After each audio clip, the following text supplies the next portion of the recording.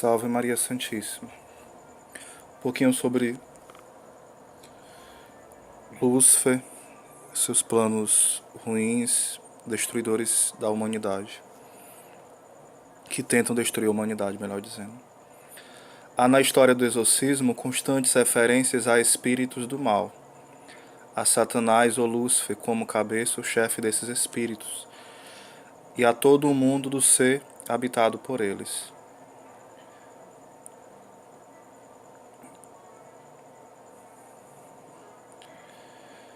Às vezes é omitida ou negada a crença nesse mundo habitado por espíritos do mal, e a cristandade se tornaria incompreensível se assim o fosse.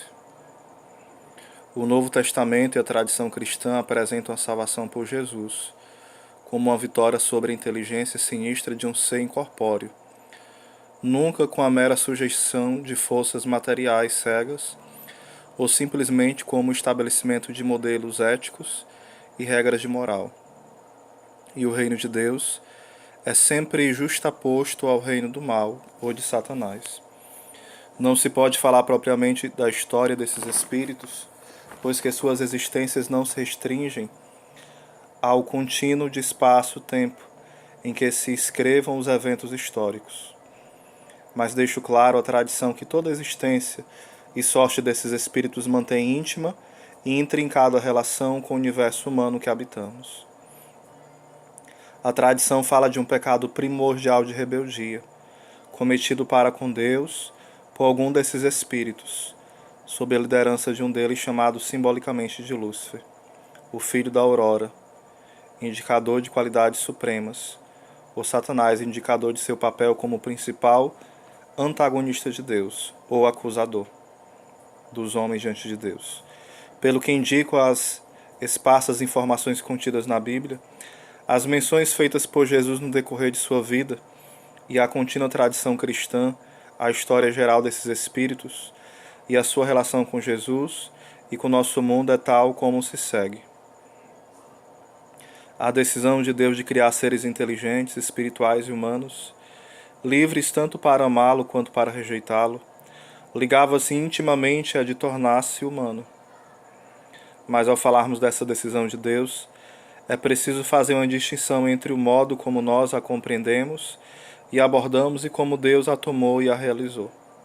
Nossa compreensão e abordagem dessa decisão deve se dar passo a passo. Primeiro, a criação dos espíritos, a seguir, a rebelião. A seguir, a concepção e o nascimento de Jesus.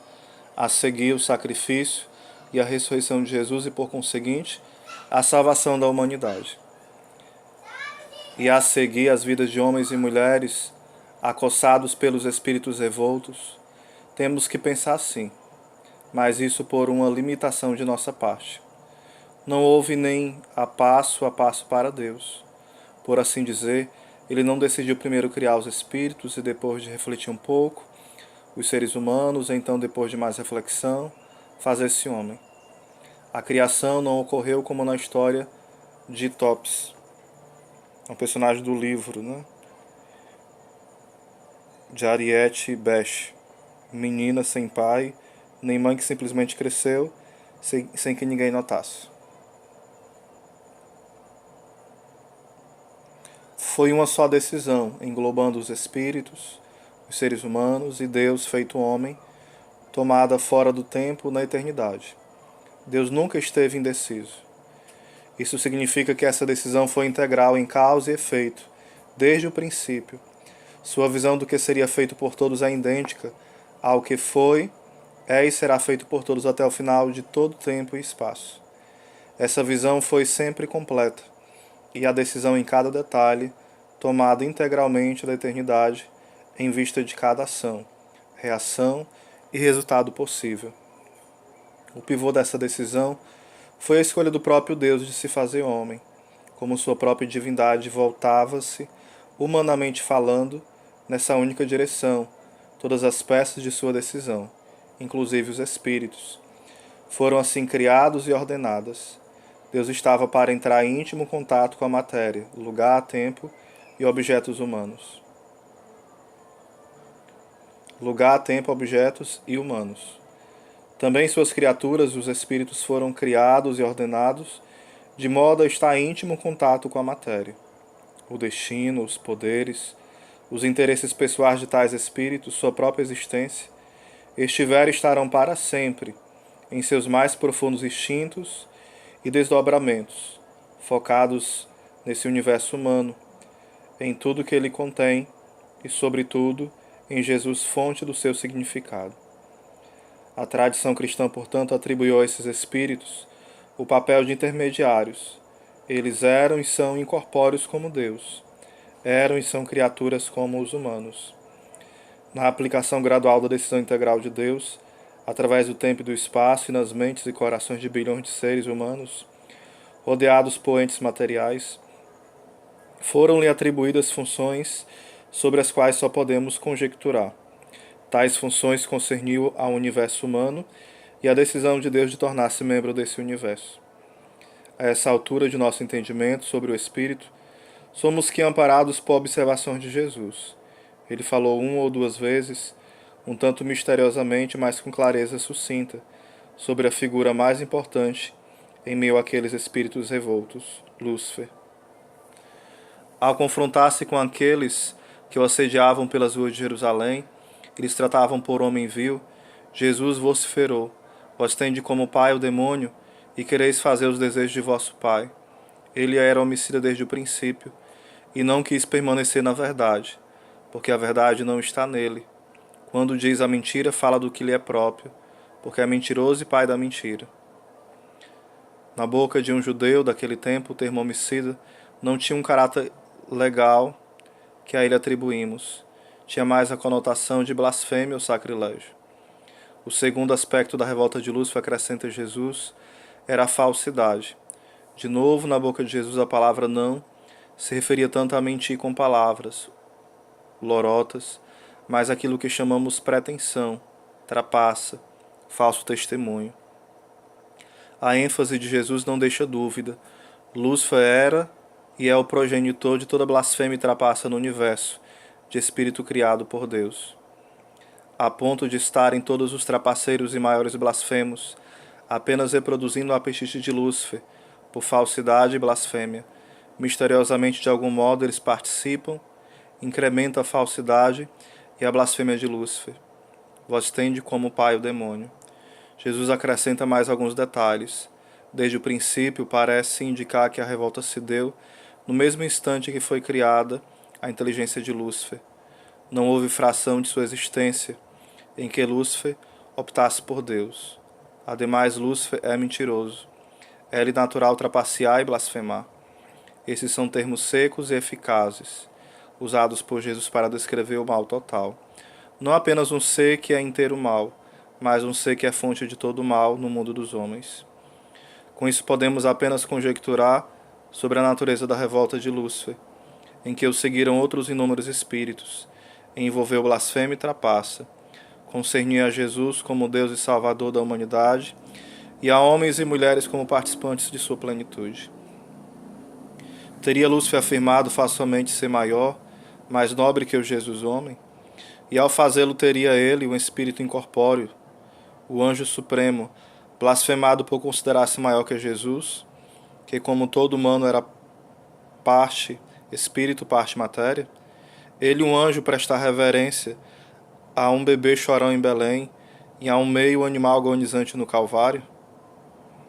Ou teria Lúcifer se revoltado, porque ele e os outros anjos estavam destinados a ajudar a elevar os seres humanos, transpondo o meramente humano e material e superando o mesmo status dos anjos, compartilhando o mesmo do convívio com Deus? Ou teria Lúcifer rejeitado integralmente a decisão de Deus?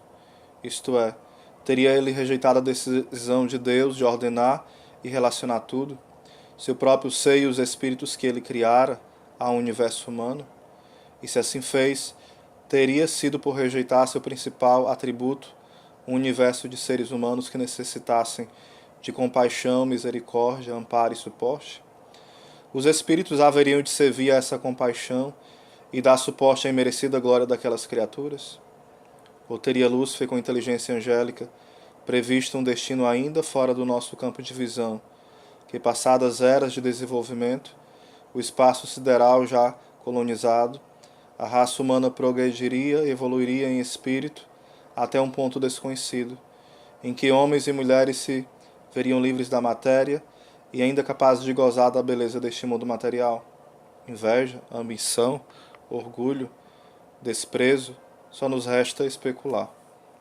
O que quer que tenha sido, Lúcifer blasfemou contra a divindade única de Deus e levantou falso testemunho. A punição foi imediata.